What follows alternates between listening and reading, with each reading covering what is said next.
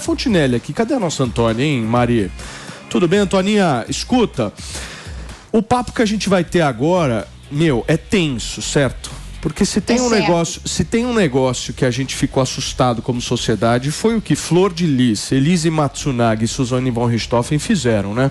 O que você tem vontade de perguntar para o Ulisses, hein? Paulo, eu tô combinando uma entrevista com o Ulisses já tem um tempo, mas a gente não consegue se encontrar. E eu não quero fazer remoto, eu quero olhar no olho do Ulisses, quero conversar pessoalmente. O Ulisses mandou para minha casa, de São Paulo, esses 3 livros.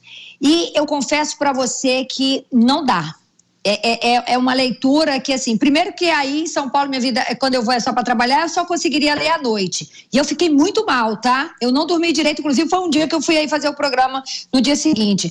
Não dá. E eu pedi para Renata, que é minha amiga e amiga do Ulisses, para Renata levar para casa dela, porque me senti mal em ver esses livros na minha mesa da sala, porque eu não consigo olhar na cara dessas mulheres, é muito pesado. E eu tô doida para conversar com o Ulisses aí, para saber como é que é escrever sobre essas mulheres, como é que fica a cabeça dele, sabe? Porque ele é um profundo conhecedor dessas mentes assassinas, né? Eu tô curiosíssima, hoje já vai ser um pouquinho, né? Porque a gente não tem muito tempo, mas eu não vejo a hora de encontrar com o Ulisses pra gente fazer uma conversa mais prolongada, porque é uma loucura. Ô, Antoninha, o homem já tá sentado aqui no sofá do nosso Morning Show. Ótimo. Ulisses, tudo bem, querido? Muito obrigado, viu, por ter aceitado o nosso convite aqui. Obrigado, Paulo. Nós somos muito seus fãs e a gente fala aqui, bate na tecla que você é um dos melhores jornalistas do Brasil, porque só quem lê o trabalho que você fez entende a magnitude, a dimensão e a dificuldade que é escrever sobre um assunto que, chocou a sociedade. Os assuntos que chocaram a sociedade, né?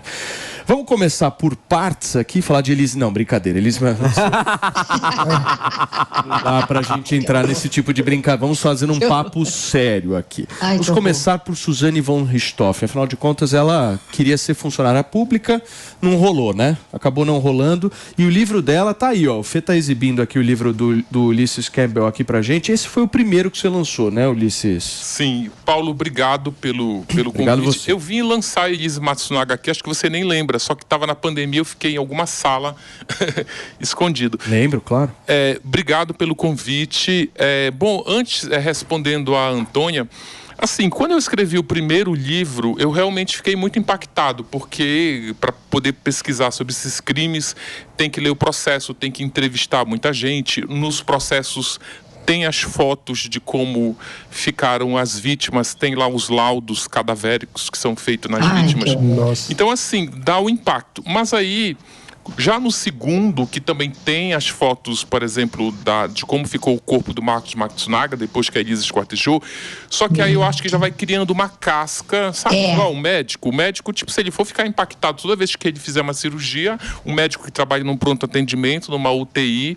Então, assim, a gente vai se criando uma casca em que eu mantenho um distanciamento emocional para poder trabalhar sem... Ficou a Antônia lá sem poder dormir de noite, né? Então, assim, vou criando isso. Em relação a esse desejo da Suzane de se tornar vereadora... Funcionária pública, né? Desculpa. Telefonista, na verdade. Tem um lance o seguinte, que eu percebo que essas mulheres que se tornam estrelas do crime, que ficam muito famosas em função do crime que elas cometeram, elas têm alguma necessidade de ter contato com o público. Você vê, por exemplo, que elas saem muito arrumadas da cadeia, na hora que a porta da penitenciária se abre, porque a imprensa está lá esperando por elas. Elas se sentem estrelas. Exato, elas se sentem. Que loucura. Elas são, na verdade, elas são celebridade do crime. Não tem como a gente negar isso. A gente pode até não concordar, mas elas são tratadas pela mídia assim. Sim. Quando a Suzane sai, dá no jornal local, Suzane saiu. Muito em função de uma questão pitoresca da Suzane ter matado o Dia dos Pais e sair no dia do pai e da mãe. O casal Nardoni matou uma criança e sai da penitenciária nas saidinhas no Dia das Crianças. Então isso cria ali toda uma polêmica que a mídia acaba dando cobertura. Em razão dessa questão delas se tornarem essas celebridades, que elas precisam do holofote, elas acabam querendo ter contato com o público. Por exemplo, a Elise Matsunaga já está no regime aberto, ela cumpre a pena dela em liberdade e ela virou motorista de aplicativo, ou seja, contato com o público. A Suzane, ela montou um ateliê de costura, ela vende sandálias havaianas customizadas, porque ela aprendeu a costurar dentro da penitenciária, montou um perfil lá no Instagram e o perfil é bombado, ou seja, contato com o público. Ela faz questão de... Agora, essa novidade de que ela se inscreveu no concurso da Câmara de Vereadores de Avaré para ser telefonista. Isso. Mas ela nem foi fazer a prova. Ela não foi fazer a prova, exatamente. Ela ficou com medo da repercussão que teve. Eu tenho uma pergunta para você. Essas três, principalmente esses livros, Elise Matsunaga, Flor de Lis e Suzane von Richthofen. A Suzane, assassina e manipuladora, ela pode ser considerada uma psicopata ou não? Os livros, eles estão feitos com base em pesquisa nos autos dos processos, tanto penal quanto de execução penal, muitas entrevistas com especialistas que estudam a mente dessas criminosas e também no processo de execução penal tem uns laudos psiquiátricos e psicológicos de todas as três. A Elise não tem, né? Porque a Flor de Lis não tem porque ela acabou de ser presa, de ser condenada, mas a Matsunaga e a Suzane, que já cumpriram metade da pena, já tem esses diagnósticos da mente delas. Nas mais de 1000 páginas de laudos psiquiatras e psicólogos que trataram a Suzane dentro da penitenciária, não tem a palavra psicopata escrita em lugar nenhum. Tá. A Elise Matsunaga, ela tem 3 laudos dizendo que ela é psicopata. Então, assim, depois que o livro da Suzane foi publicado em 2020, muitos psicólogos entraram em contato comigo, porque no livro tem uma linha bem específica, dizendo, olha, não existe laudo dizendo que a Suzane é psicopata. Porque a psicopatia, ela é um termo que ficou muito popularizado pelo cinema, principalmente pelos filmes do Hitchcock, e as pessoas criaram uma ideia um pouco equivocada da psicopatia. Ser psicopata, por exemplo, é o menor dos problemas dessas mulheres. Elas têm, o que é muito pior do que a psicopatia, é que elas têm diagnosticado a perversidade, por exemplo. Sim. Quando você tem um diagnóstico dado por um especialista que você é perverso, que você é manipulador, que você que tem inclusive a perversidade camuflada.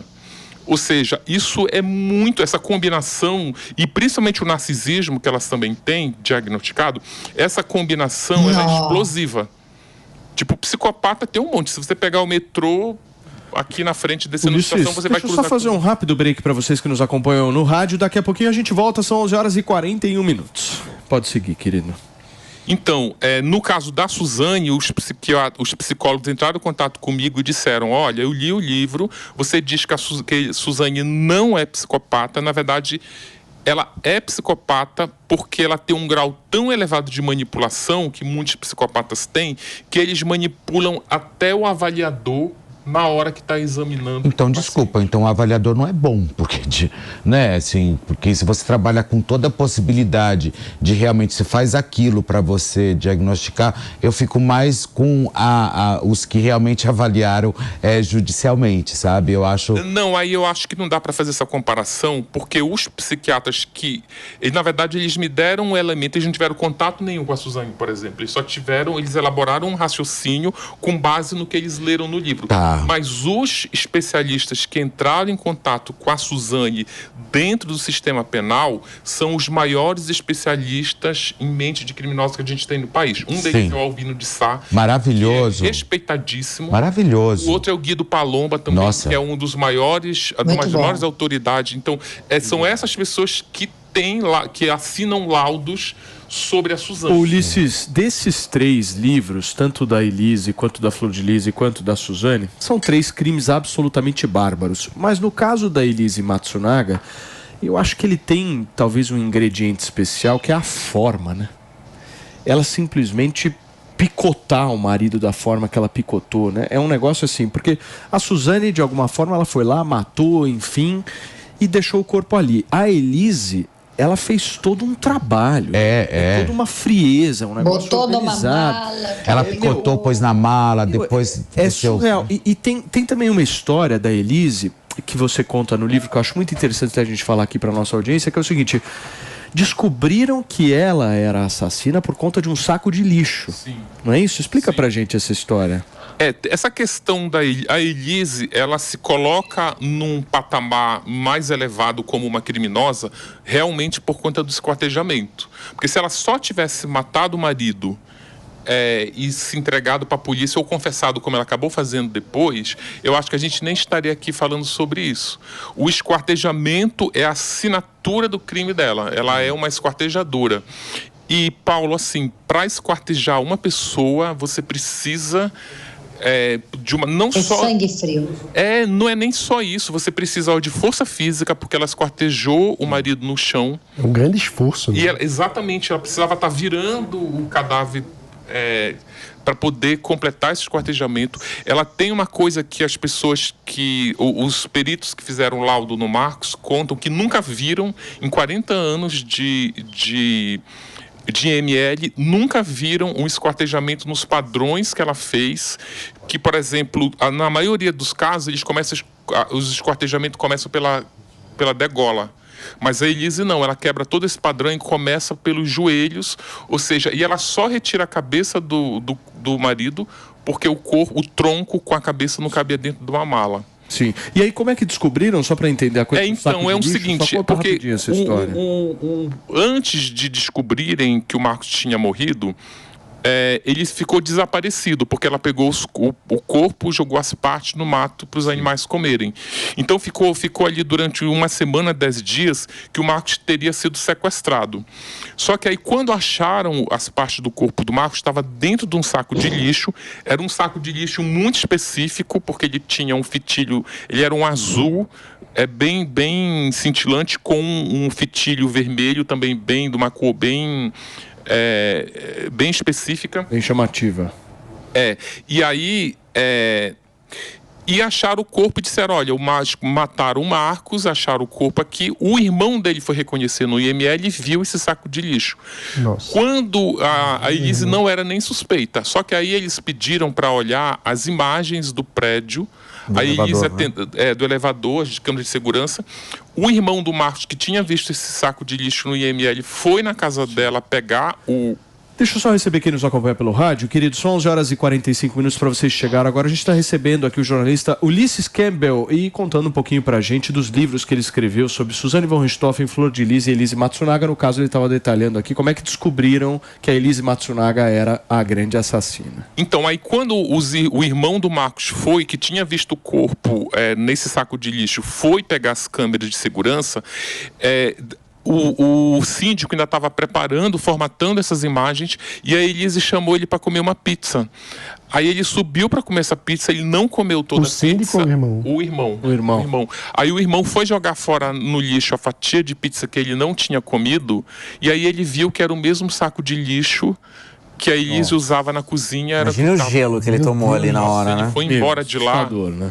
Aí ele foi embora de lá, sim, com aquela certeza de que foi ela que tinha. Parece cena de filme. Turma, são 11 horas e 46 minutos, um papo leve e agradável na manhã dessa quarta-feira. Certo? Antes do almoço, acho que é um bom papo, certo, maninho? Pô, eu acho que tem E os testes, hein? Eu quero saber dos testes aí, porque tem vários testes legais de serem feitos, certo, maninho? O que você tem?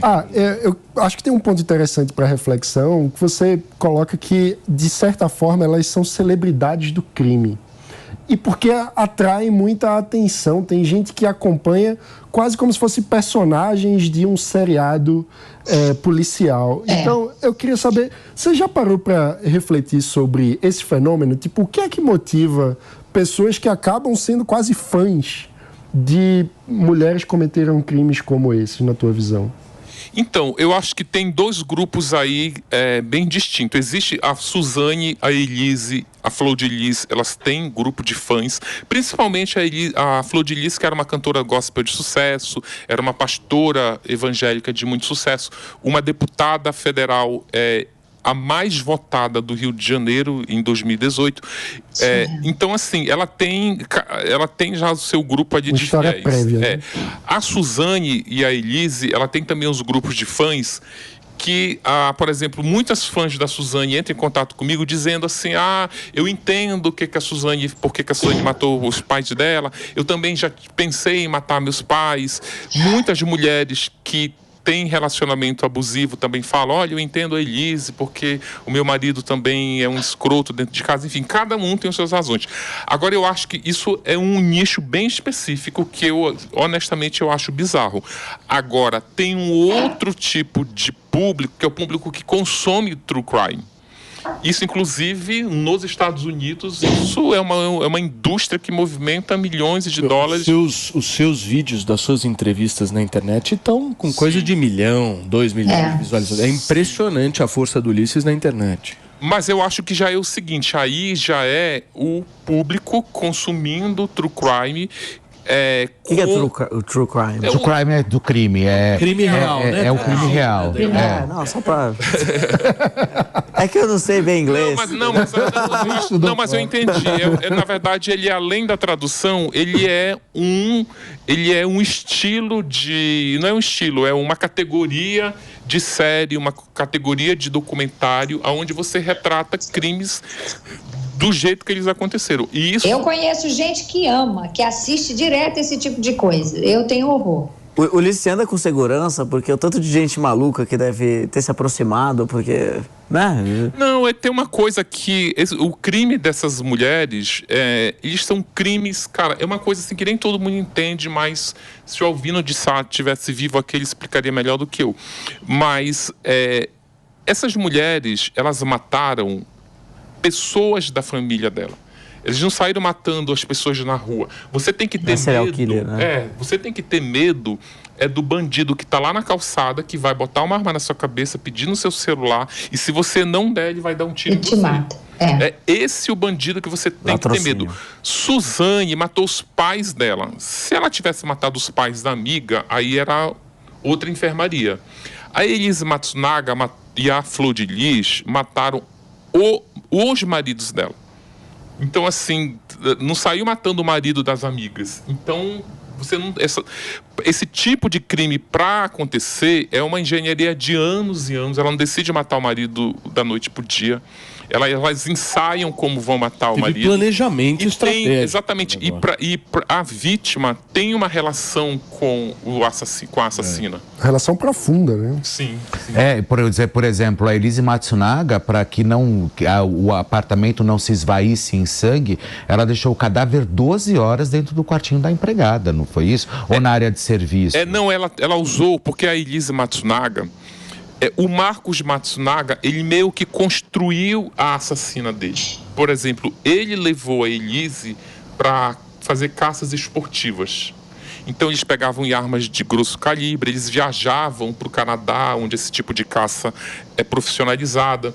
Então, para ela poder matar animais de médio porte, tipo uns alces gigantes que eles matavam lá, tinham regras sanitárias que eles não podiam deixar o animal na floresta. Olha isso, gente. Então, isso é um roteiro de filme, Ulisses. Eles aprendem, ele ensina ela nesses cursos a esquartejar os animais. E para você esquartejar um alce numa floresta, você tem que ter técnica. Você não pode chegar lá esquartejar um animal de qualquer jeito. Ulisses, deixa eu só te fazer uma pergunta, assim, buscando entender mesmo a mente dessas pessoas, né? É uma mente diferenciada. O que tem de diferente na cabeça dessas pessoas para fazer um negócio desse? O que a psiquiatria, de alguma forma, explica pra gente? Como é que uma pessoa consegue promover esse tipo de crime? Ela tem que ter um parafuso diferenciado ali, né? O que é isso? Frieza, não é? Não, precisa... Ela é um ser humano diferente, certo? Vocês concordam? Não, eu diria que nem é diferente, não. Porque, cara, essas pessoas, elas estão na sociedade. Então, agora, nesse momento, tem uma mãe matando uma filha, uma filha matando uma mãe. Essas pessoas estão... O que elas têm, na verdade, eu acho que elas têm o que todo mundo tem, mas elas... Em algum momento elas botam em prática um tipo de sentimento, de vontade, de desejo que a maioria das pessoas não coloca. Por exemplo, quem nunca pensou... Aliás, muitas mães, depois do caso Nardoni, que jogou a criança pela janela, muitas mães falam, cara, tem horas que meu filho ele é tão irritante, mas que dá vontade de dar um tapa mais forte. Ou seja, a mesma mãe que tem uma vontade de dar um tapa na cara do filho, essa vontade, esse desejo executado, ele pode se potencializar. Muitas mulheres têm vontade de matar o marido. Aliás, eu recebo mensagem pelo Instagram todo dia de mulheres dizendo: olha, eu só não matei o meu marido por conta da minha filha. Eu descobri que eu não estou matando, eu não estaria matando o meu marido, eu estaria matando o pai da minha filha, e minha filha ama o pai. Ou seja, as pessoas, a psiquiatria, ela diz que as pessoas têm um desejo, você tem linhas que você não cruza, você não deve cruzar. Inclusive, existe o Código Penal, ele existe para isso. Se você pensar em matar alguém, antes, vai lá folhear o Código Penal para ver quanto tu pode pegar de cadeia, que aí tu vai ali e diz assim: não, é melhor não, eu prefiro estar livre. Ou seja, tem um impulso animal e tem a civilização que coloca a ordem ali, né? E o ponto é que, de alguma forma, a civilização não atuou sobre a mente dessas pessoas para frear um impulso, porque a raiva é uma coisa natural. Sim, eu ainda te diria até mais. A gente tem no Brasil um Instituto da Legítima Defesa em que você pode matar para não morrer. Mas eu conheço uma série de pessoas que, se tiver numa situação dessa, ela vai acabar morrendo porque ela não tem a frieza, ela não tem a destreza, ela não é da característica dela pegar uma arma e dar um tiro em alguém. Mas algumas pessoas têm. Sim. Tem. Ulisses, e prisão perpétua funciona? Pena de morte, prisão perpétua? Então, eu acho... Funcionaria aqui? Eu acho que aqui no Brasil não. Primeiro, porque a prisão perpétua você vai manter um... A gente não tem vaga na cadeia nem para cumprir penas pequenas, quanto mais uma prisão perpétua. Eu não sei se é uma saída para esse tipo de crime. Pena de morte. Então, a pena de morte eu já acho um pouquinho... O Brasil, ele não tem um judiciário bem estruturado para isso. Nós não temos um Ministério Público. Volta e meia a gente vê reportagem de pessoas que foram soltas, que foram presas injustamente. Então já acende o alerta. Eu acho que no Brasil, se você instituir a pena de morte, vai acabar morrendo, sendo executado. Não, além de eu acho que alguns inocentes seriam, mas eu acho que pela estrutura da nossa sociedade, é que a gente sabe como funciona. Os ricos que têm condição de pagar um bom advogado vai livrar o seu cliente da pena de morte. O pobre que está lá na favela não vai conseguir, porque ele não... Então vai acabar virando ali. Você vê como é os presos aqui ricos saem, né? Estão aí, os pobres estão lá. Agora, um ponto interessante que o Ulisses trouxe, que eu nunca tinha pensado por essa ótica, é que, pelo que você está dizendo, o perigo delas foi algo que era relacionado com a família, mais especificamente, né? Ou seja, se eu entendi bem, tua visão é que não é tão perigoso assim para a sociedade tê-las... Ô, Ninho, deixa eu só me despedir de quem nos acompanhou pelo rádio nesta quarta-feira. Muito obrigado pela sua audiência. Nós vamos ficando por aqui e amanhã estaremos de volta. São 11h55.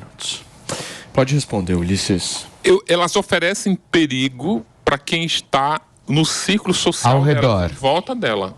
Por exemplo... Quem é próximo. Por exemplo, Elise Matsunaga, se ela viesse casar de novo, esse novo marido dela tem que ter muito cuidado, porque ela já mostrou do que ela é capaz de fazer. Agora, o sistema penal, ele implica na ressocialização. Eu só queria só complementar aqui nessa questão, só que eu acho que o fato delas só terem sido perigosas e assassinas para os membros da família não impede que a sociedade como um todo, onde elas viveram, fiquem chocadas com o que elas fizeram. Eu acho que esse é o ponto, a ressocialização, né, Antônia? Gente, essa pergunta que eu vou fazer agora para o Ulisses antes do programa acabar, não sei se o Ulisses ficou sabendo, mas chocou quem ouviu essa história, que a Suzana von Richthofen estava namorando a Elisa na cadeia. Isso procede, Ulisses? Você ficou sabendo disso?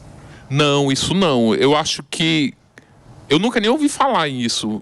Elas não se falam. Eu acho que tem uma confusão aí. A Suzane e a Elise namoraram a mesma mulher dentro da cadeia, que é o Sandrão, que é uma sequestradora. Ah, tá. Quando a Suzane chegou em Tremembé, ela chegou muito assustada, porque ela tinha perseguido, tinha ameaçado ela de morte numa cadeia de Ribeirão Preto.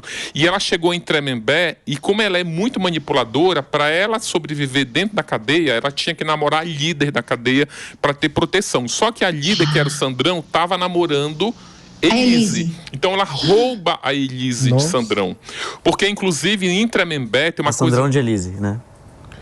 Suzane rouba Sandrão. E a Flor de Lis também ficou brava? Não. Acho que A não. Flor de Lis não é nessa cadeia, Paulo. Pelo amor de Deus, me ajuda esse final dessa história. E o Sandrão ficou com quem, Ulisses? Sandrão ficou com Suzane. Ficou com Suzane. Pois Ou seja, Elise corre o risco de esquartejar a Suzane aqui fora. Nossa senhora. Agora, uma pergunta que eu queria fazer. Qual que é o nível de trabalho que você tem, não só de toda a revisão documental, mas também de interação com elas, assim? Quanto que foi possível ter para os trabalhos? Eu tive contato com as 3, mas os 3 livros são biografias não autorizadas, porque essas biografias não autorizadas, elas têm mais valor no mercado editorial, então ela não tem a voz delas no livro. Porque, enfim, a voz que elas têm nos livros é o que elas disseram no tribunal. Então, por que esses livros, na minha opinião, se tornam interessantes? Porque é o olhar das pessoas ao redor delas sobre elas. Então, por exemplo, eu tenho no livro da Suzane o que as amigas e as inimigas falam dela, e não ela falando de si. Muito bem. Gente, nós entrevistamos aqui nesta quarta-feira um dos maiores jornalistas do Brasil, Ulisses Campbell, que escreveu 3 livros sensacionais, o da Elise Matsunaga, o da Flor de Lis. Pega aí, maninho, pra gente, por favor, ó. Elise Matsunaga, Flor de Lis, Suzane von Richthofen e a... É isso. Suzane von Richthofen, Elise e Flor de Lis, esses 3 livros que os meninos estão exibindo aqui, livros sensacionais para você entender absolutamente tudo de como que funcionam a mente dessas 3 pessoas absolutamente malucas. Obrigado, Ulisses. Obrigado pela sua... Eu queria só passar um recadinho rápido. Mais 10 segundos. É que tem material extra dos livros no perfil no Instagram chamado Crimes do Brasil. Boa, Crimes do Brasil, @Crimes do Brasil, e o Ulisses Campbell também está no Instagram. Turma, nós vamos